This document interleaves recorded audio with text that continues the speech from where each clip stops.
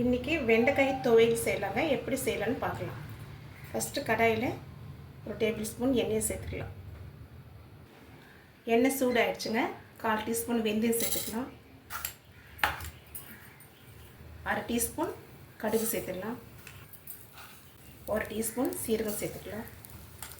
1 table spoon தனியா சேர்த்துக்கலாம். Slow ஃப்ளேமில் இது வறுத்துக்கலாங்க. கொஞ்சம் வறுப்பட்டுச்சுங்க. தாளிப்படலாம். இப்போ 3 காஷ்மீரி சில்லி, 6 காஞ்ச மிளகாங்க.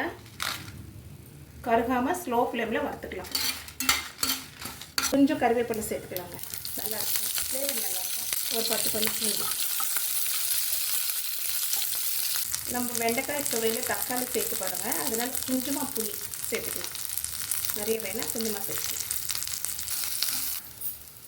வறுப்பட்டுச்சுங்க. இப்போ தட்டுக்கு மாற்றி ஆற வச்சுக்கலாம்.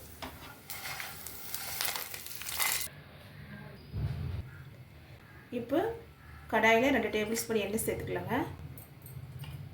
வெண்டைக்காய் 1/4 கிலோங்க. நல்லா 2 வாட்டி கழுவிட்டு ஈரம் இல்லாமல் தொடச்சிட்டு சுத்தமாக தொடச்சிட்டு ஆற வச்சுட்டு அப்புறமா கட் பண்ணி வச்சுருக்கேங்க. இந்த மாதிரி பீஸாக கட் பண்ணி வச்சுக்கணும். இப்போ நம்ம இந்த எண்ணெயில் போட்டு வதக்கிக்கலாம். ஒரு 3 நிமிஷம் ஹை ஃப்ளேமில் வதக்கிக்கலாங்க. ஏன்னா அந்த பிசுப்பெல்லாம் போயிடும். ஹை ஃப்ளேமில் வதக்கலாம். அதுக்கப்புறமா மீடியம் ஃப்ளேம் வச்சு மூடி போட்டு இடையில கிளறி விடணும்.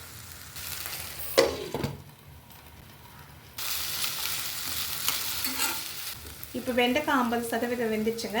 பாருங்கள், ஒரு தக்காளி, பெரிய தக்காளிங்க. இது கட் பண்ணி இதில் சேர்த்துக்கலாம். வெண்டைக்காயில் பாருங்கள். இப்போ தக்காளி சேர்த்துடலாம்.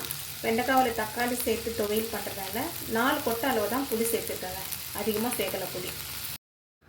தக்காளி குழஞ்சி வர வரைக்கும் வதக்கிக்கலாம். வெண்டைக்காய் தக்காளி வதங்கிடுச்சுங்க. இப்போ ஸ்டவ் ஆஃப் பண்ணிவிட்டு நம்ம ஆற வச்சுக்கலாம். இந்த பொருள்கள்லாம் நம்ம மிக்சியில் சேர்த்துக்கலாங்க. தேவையான உப்பு சேர்த்துக்கலாங்க. உப்பு மிளகாய் கூட சேர்த்து அரைச்சா சீக்கிரமாக மிளகாய் அரைப்பட்டுடும். இந்த அளவுக்கு அரைச்சாச்சுங்க. இப்போ வதக்கி ஆற வச்சு வெண்டைக்காய் சேர்த்துக்கலாங்க.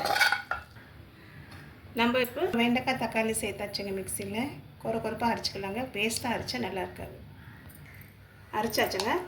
பல்ஸ் மோடில் வச்சு அரைச்சிக்கோங்க. அப்போ தான் நான் இது போல் இந்த பதத்துக்கு வரும். இப்போ கடாயில் 2 டீஸ்பூன் எண்ணெயை சேர்த்துக்கலாங்க. எண்ணெய் சூடாகிடுச்சுங்க. இப்போ 1/2 டீஸ்பூன் கடுகு சேர்த்துக்கலாம். 1/2 டீஸ்பூன் சீரகம் சேர்த்துக்கலாம். 1/2 டீஸ்பூன் உளுத்தம்பருப்பு சேர்த்துக்கலாம். 1/2 டீஸ்பூன் கடலைப்பருப்பு சேர்த்துக்கலாம். காஞ்சி மிளகாய் 2ங்க கிள்ளி சேர்த்துக்கலாம். கொஞ்சம் கருவேப்பிலை சேர்த்துக்கலாம். பூண்டுங்க ஒரு 3 பல்லு 4 பல்லு பூண்டு பிடிச்சி சேர்த்துக்கலாம். மீடியம் சைஸ் வெங்காயம் இது இந்த மாதிரி கட் பண்ணி சேர்த்துக்கலாம். வெங்காயம் பாதி வதங்கினா போடுங்க. 1/4 டீஸ்பூன் மஞ்சள் சேர்த்துக்கலாம். கொஞ்சமாக பெருங்காயத்தூள் சேர்த்துக்கலாம்.